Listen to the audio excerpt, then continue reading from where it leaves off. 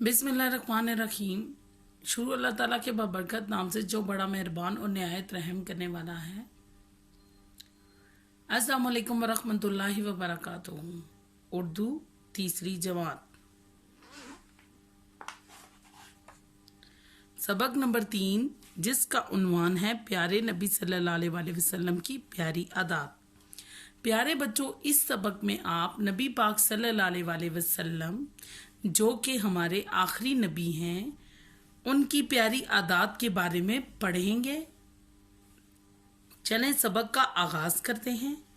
अहम अल्फाज: इंसानियत, शऊर, तमीज़। शहीद, राह खुदा में अपनी जान कुर्बान करने वाला। शफीक, हमदर्द। यतीमों, यतीम जिनका बाप मर गया हो। तस्लीम, कबूल करना। तस्लीम, कबूल करना। अल्लाह ताला ने नबी करीम सल्लल्लाहु अलैहि वसल्लम को पूरी दुनिया, पूरी कायनात यानी दुनिया के लिए इखलाक की बेहतरीन मिसाल, सबसे आला मिसाल बनाकर भेजा। आप सल्लल्लाहु अलैहि वसल्लम ने इंसान को ज़िंदगी के हर शोबे यानी कि हर हिस्से में बुलंद तरीन ऊंचे इखलाक की तालीम दी। एक बार किसी ने हज़रत आयशा रज़ी ताला अन्हा से पूछा कि हुज़ूर सल्लल्लाहु अलैहि वसल्लम के इखलाक कैसे थे। उन्होंने फरमाया, क्या तुमने कुरान नहीं पढ़ा? जो कुछ कुरान में है वो नबी करीम सल्लल्लाहु अलैहि वसल्लम के इखलाक थे, यानी आप सल्लल्लाहु अलैहि वसल्लम की सारी ज़िंदगी कुरान पाक का अमली नमूना है। अमली नमूना, अमल करके दिखाना, यानी कि आप सल्लल्लाहु अलैहि वसल्लम अल्लाह ताला की बताई हुई हर बात पर अमल करते और कोशिश करते कि वो अपना पैगाम दूसरों तक पहुँचाएं और दूसरों को भी इस पर अमल करने की तलकीन करें।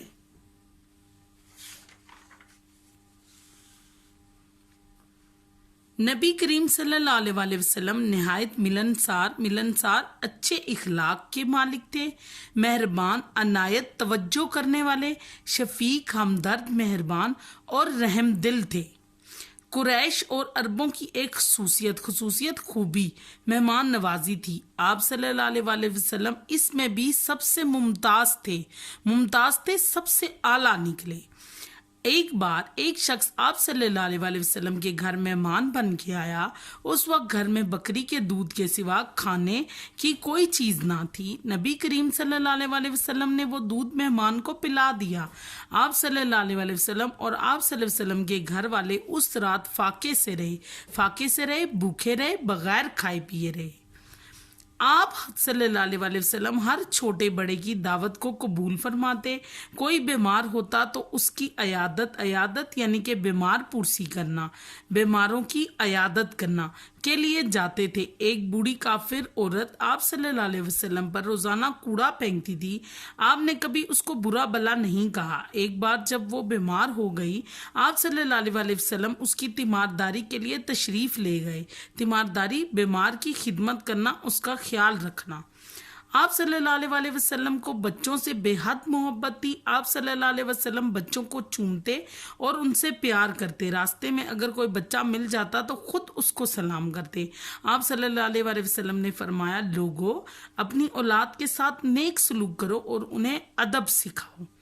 आप सल्लल्लाहु अलैहि वसल्लम अपने कपड़ों में खुद ही पैबंद लगाते, अपने फटे जूतों को अपने हाथों से मुरम्मत करते, ठीक करते। यानी कि इसमें बताया जा रहा है कि आप सल्लल्लाहु अलैहि वसल्लम कोई भी काम करने में आर महसूस नहीं करते थे। वो अपना काम खुशी से खुद किया करते थे।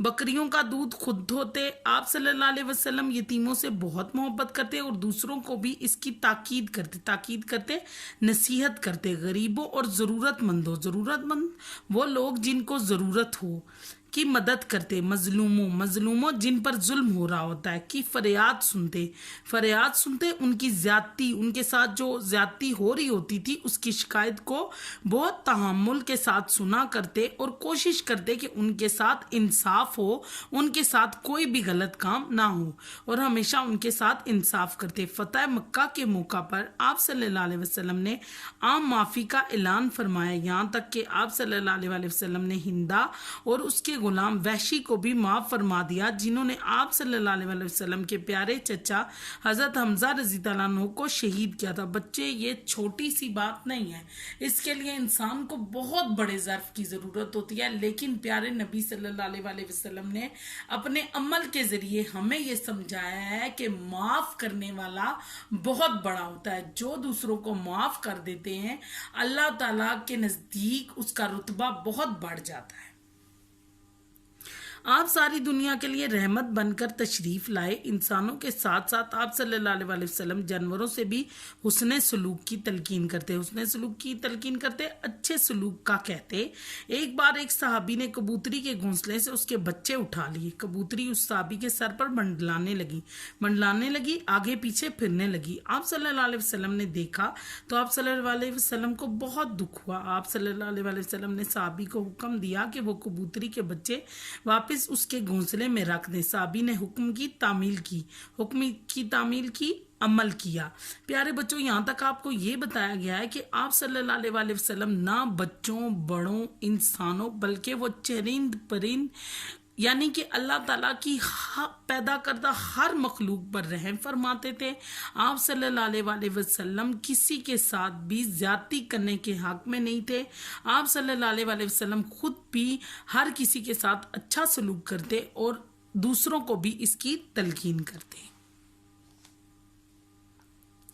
آپ صلی اللہ علیہ وسلم کی سچائی اور دیانتداری کو دشمن بھی تسلیم کرتے تھے، قبول کرتے تھے، یعنی کہ آپ اتنے سچے اور دیانتدار تھے کہ دشمن بھی آپ کی سچائی پر کبھی شک نہیں کیا کرتے تھے، حتیٰ کہ ان سے لاکھ دشمنی ہوتی تھی لیکن پھر بھی اپنی امانتیں حضور صلی اللہ علیہ وسلم کے پاس رکھواتے تھے، کیونکہ انہیں آپ صلی اللہ علیہ وسلم پر بہت یقین تھا۔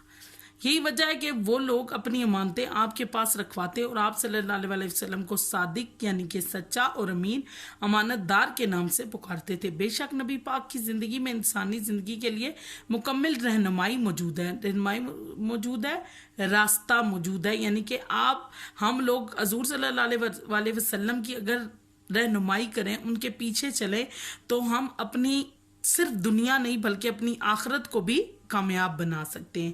رسول اکرم صلی اللہ علیہ وسلم کے اسوہ حسنہ، نیک مثال یعنی کہ نیک عمل کی پیروی دنیا اور آخرت میں انسان کی کامیابی کا ذریعہ ہے۔ رسول اکرم صلی اللہ علیہ وسلم کے اخلاق و کردار رہتی دنیا تک پوری انسانیت کے لیے بہترین نمونہ ہے۔ وہ یعنی کہ ان کے اخلاق اتنے اعلیٰ تھے جن پہ کوئی شک کی گنجائش نہیں ہے۔ بلا شبہ اللہ تعالیٰ نے آپ صلی اللہ علیہ وسلم کو رحمت للعالمین بنا کر بھیجا۔ بچوں، رحمت للعالمین کا مطلب ہے تمام جانوں کے لیے رحمت۔ امید کرتی ہوں کہ یہ سبق آپ کو سمجھ آیا ہوگا اور آپ بھی آئندہ حضور صلی اللہ علیہ وسلم کے بتائے ہوئے طور طریقوں پر چلیں گے اور کوشش کریں گے کہ ہم اپنی زندگی حضور صلی اللہ علیہ وسلم کے بتائے ہوئے راستوں پر چل کر گزاریں تاکہ دنیا اور آخرت دونوں میں کامیاب ہوں۔ اللہ حافظ۔